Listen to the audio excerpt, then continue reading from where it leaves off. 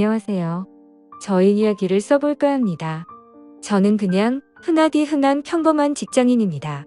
정말 이런 일이 있다는 게 믿기지 않을 만큼 저는 열심히 일해서 가정에 늘 충실했으며 아내와 함께 게임도 같이 즐기며 그 누구도 부럽지 않을 만큼 평범하지만 행복한 삶을 살고 있었습니다. 문제의 그날은 몸이 너무 좋지 않아서 저는 회사에서 오후 반차를 내고 평소보다 일찍 집으로 오게 되었습니다. 그런데 눈에 익었던 남자 신발이 현관에 놓여져 있는 겁니다.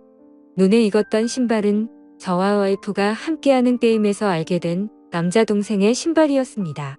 큰 충격과 함께 설마 하는 마음으로 거실을 봤더니 아무도 없더군요.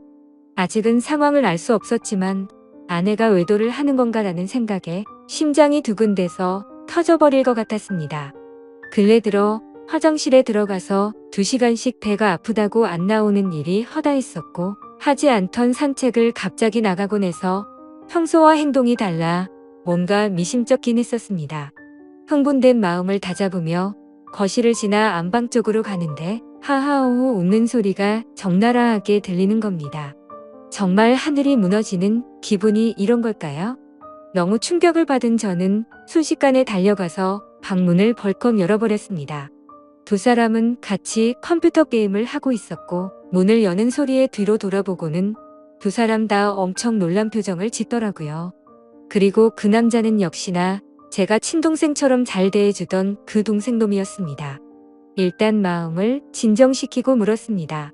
우리 집에는 무슨 일로 온 거냐고 하니까 제 아내와 같이 컴퓨터 게임을 하려고 놀러 왔다고 하더군요. 상식적으로 유부녀와 같이 단둘이서 게임방을 가서 게임을 하는 것도 아니고 집에서 게임을 한다는 게 말이 되나요? 저는 그래서 게임방을 놔두고 왜 집에서 게임을 하냐고 물어보니까 그 남동생은 그렇지 않아도 지금 그러려고 했다고 더듬거리면서 말을 하더라고요. 성에 없는 거짓말에 너무 어이가 없어서 머리끝까지 화가 치밀어 올랐고 분노를 참지 못하고 사고를 칠 것 같아서 그 동생에게 당장 내 집에서 나가라고 소리쳤습니다. 그제서야 갑자기 진실을 고백하듯이 연신 미안하다 죄송하다 하면서 누나 잘못 아니다 라고 하면서 도망치듯 나가더군요. 네, 누나만의 잘못은 아니겠죠? 둘 다 인간 같지도 않은 짓을 했는데 두 사람 다의 잘못이겠죠. 아내와 저는 조용히 한참 동안 아무 말 없이 있었고 제가 먼저 아내에게 말했습니다. 어린애도 속지 않을 거짓말 하지 말고 솔직히 말하라고요. 그러자 아내는 진짜 아무 일도 없었고 그냥 게임을 하려고 부른 거라고 말을 하더군요. 그냥 더 이상 이야기를 나눠봤자 답이 없을 것 같아서 말했습니다. 둘이서 아무 일도 없었다고 하더라도 이렇게 나도 없는 집에다가 남자를 불러서 게임을 했다는 거 용납이 안 된다. 이제는 믿었던 신뢰가 깨졌으니 더 이상은 이 결혼 생활을 이어갈 자신이 없다고 말했죠. 그리고 나서 일단 여행용 캐리어를 꺼내서 아내의 옷들을 집어넣었고 그제서야 아내는 그냥 별 생각 없이 부른 거라며 미안하다고 무릎을 꿇고 손을 싹싹 빌며 미안하다고 했습니다. 그런데 어떻게 이게 용서가 될까요? 아무 일도 없었다고 하지만 유부녀가 남자를 집에까지 불렀다는 것 자체만으로도 제가 모르는 사이 무슨 일들이 벌어졌을지 알 수도 없는 거고 상상조차 하기가 싫었습니다. 심지어 연애 때부터 절대 이럴 여자가 아니라고 믿고 살아왔기에 충격은 훨씬 더 컸었고 정말 지옥이 있다면 딱 이 심정이겠구나 싶더라고요.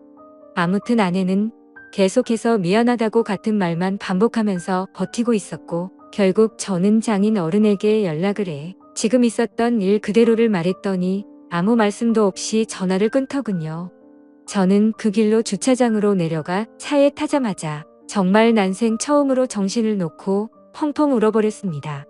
그렇게 몇 시간이 지나 장인어른이 집으로 오라고 해서 올라갔더니 술을 드시고 계시더군요. 근데 식탁 앞에 앉자마자 장인어른은 갑자기 삿대질을 하면서 가정도 지키지 못하는 게 네가 그러고도 가장이냐 한심하다 한심해 이러는 겁니다. 정말 충격에 충격을 받았더니 눈알이 뒤집어지더군요. 너무 화가 나서 앞에 있던 유리 물컵을 아래로 내리쳤고 유리 파편에 긁혀서 제 손에서는 피가 흘렀지만 너무 화가 나서 아픔도 느낄 수가 없더군요. 그 모습을 본 장인은 집으로 가시면서까지 고래고래 소리치고 현관문을 발로 차더군요. 정말 어떻게 인간이 이럴 수가 있을까요? 모두가 다 나가고 저 혼자서만 그 집에서 남아서 술을 마셨습니다. 정말 몸이 좋지 않아서 조퇴를 해서 몸 상태가 말도 아니었는데 몸도 마음도 엉망진창인 상태로 웃었다 울었다를 반복하다가 잠이 들었네요. 다음날 저는 아내와 얼굴을 보고서 마무리를 지어야 할 것 같아서 무작정 차를 몰고 아내의 친정댁으로 갔습니다. 근데 아내는 대뜸한다는 말이 어떻게 매번 오빠만 생각해? 그냥 집에서 게임 좀 한 것 같고 왜 그러냐며 나 좀 내버려둬 라고 하더군요. 정말 낯짝이 두꺼워도 본인이 그따위 짓을 해놓고 어떻게 저런 말을 할 수 있을까요? 정말 마음 다잡고 갔음에도 눈알이 또 뒤집히더군요. 정말 제 아내는 저를 호구로 생각했던 거구나 깨달았습니다. 그래서 저는 물불 가릴 거 없이 다음날 곧장 이혼하려고 법원으로 간다고 두 사람에게 통보를 했고 그러니 그 동생이었던 놈이 카톡으로 미안하다 어쩐다 하면서 답장이 오더라고요. 그래서 두 사람 언제부터 만난 거냐고 하니까 얼마 안 됐다면서 미안하다고만 하더군요. 그래서 그냥 미안할 필요 없고 앞으로 네가 책임지고 살라고 하니까 누나를 지금 제가 어떻게 책임지냐. 자신은 사라지는 게 맞다며 호기심에 만난 거다 이런 헛소리를 하더군요. 의심이 확신으로 바뀌는 순간이었습니다. 두 사람은 제 예상대로 만나왔던 게 맞았고 증거도 확보가 되었죠. 그래서 그걸 아내에게 보내줬더니 그제서야 문자로 제 얼굴 볼 자신 없다며 상처 줘서 미안하다고 하네요. 저는 혼자서 그 지옥 같은 아파트에 있는데 말이죠. 아무튼 아내에게 이혼 서류 접수할 거니까 그렇게 알라고 했더니 호감을 갖고 만났던 건 맞지만 끝까지 아무 일도 없었다고 우기더라고요. 네, 어차피 상관없습니다. 휴대폰 녹음으로 전부 녹음도 해둔 상태이고요. 웬만한 증거는 다 수집해뒀습니다. 카톡 문자 내용, 입차 내역 등등 말이죠. 근데 증거 수집을 하다 보니 아내가 이 상간남 차를 아파트에 차량 등록도 해놨고 뒷카드 키도 준 것 같더군요. 세부 입차 내역을 보니 3달간 60번은 넘게 오고 갔더군요. 정말 알면 알수록 더 미쳐버리겠더군요. 심지어 그 남자는 백수에다가 동거녀가 있는데도 이걸 숨기고 이따위 짓을 했더라고요. 당연히 그 동거녀에게도 이 모든 사실을 다 밝힐 겁니다. 저는 정말 이 사건에 대해 절대로 그냥 넘어갈 생각이었고 모든 걸 끝내려고요.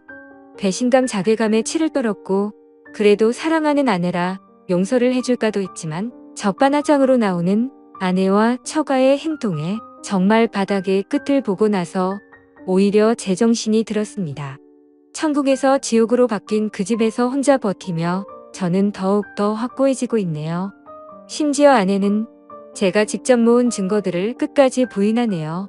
전단지 진정성 있는 사과와 반성을 원했는데 말입니다. 정말 뻔뻔하게 마음대로 하라고 하면서 한 번의 실수도 못 넘어가냐며 오히려 저를 치사하다고 생각하더군요. 정말 이 충격적인 일에 너무 힘들어서 정신과 상담을 받았습니다. 전문의 말로는 상당히 위험하다고 심리 검사를 받고 결과를 기다리는 중입니다. 심리 상담자 말로는 이 상황은 자식이나 부모를 잃은 충격과 흡사하다고 하네요. 저 두 사람은 죽었다 깨어나도 제 심정을 절대로 모를 겁니다. 제가 얼마나 죽을 만큼 힘들고 그래도 안간힘을 쓰며 버텨왔는지를요. 그래서 보여줄 겁니다. 전 그들이 얼마나 잘못된 일을 하고 있는 것인지 앞으로 뼈저리게 느끼게 해줄 겁니다.